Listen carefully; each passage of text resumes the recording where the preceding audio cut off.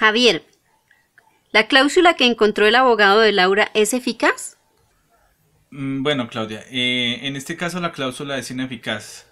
Según el Código Sustantivo de Trabajo, en el artículo 13, dice, ahí aclara el mínimo de garantías y el mínimo de derechos que el empleado debe tener para cubrir su tiempo laboral. Por tanto, por ende, esta cláusula es ineficaz. Javier, ¿qué proceso se debe seguir para poder despedir a Laura teniendo fuero sindical? Cero. Bueno, Claudia, si una persona tiene fuero sindical, está dentro de un sindicato, hay que tener en cuenta ciertos requisitos. Entre ellos es que ocurra alguna de las causales establecidas por el legislador, eh, que se solicite así a los juzgados de trabajo, que la solicitud sea previa a cualquier acto de despido, que el juez laboral haya concedido la autorización y de hecho en el caso de que no exista una autorización previa, el despido eh, será nulo y no producirá efecto ninguno, manteniéndose vigente la relación laboral, por lo cual el trabajador deberá volver a su sitio de trabajo. La solicitud de reingreso se podrá hacer ante la inspección de trabajo de los mismos tribunales de justicia.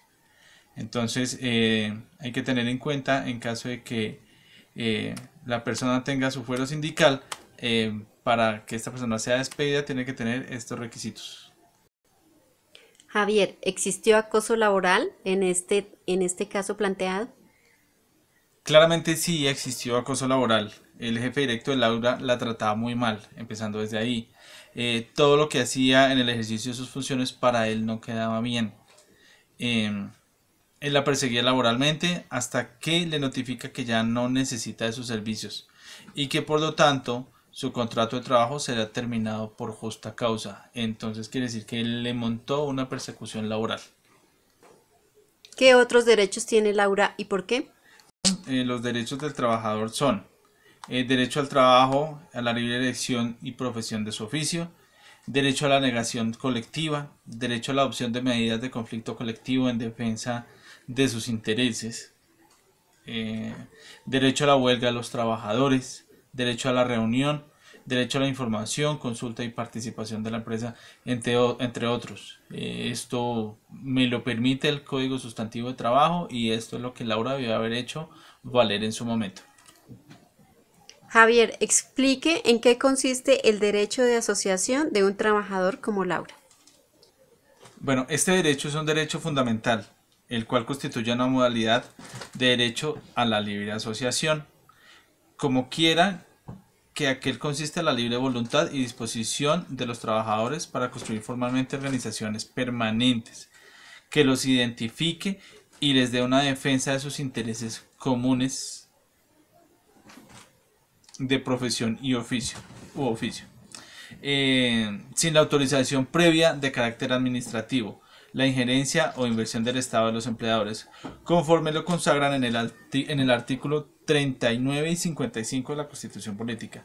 Este tipo de aforos son libres, no tienen que ser por obligación, no tienen que ser presionado. Este tipo de aforos son de libertad propia, por voluntad propia. Ellos pueden entrar y pueden salir en el momento que lo deseen. Bueno, Javier, ya para terminar, por favor, explique en qué consiste la constitución de un sindicato cuando un trabajador como Laura lo hace. Bueno, esto es una manifestación de libertad sindical. Eh, Esto es un derecho fundamental cuyo reconocimiento se remota a lo menos en el derecho internacional del trabajo, para el año de 1919, fecha en la que se pronuncia la constitución de la Organización Internacional del Trabajo.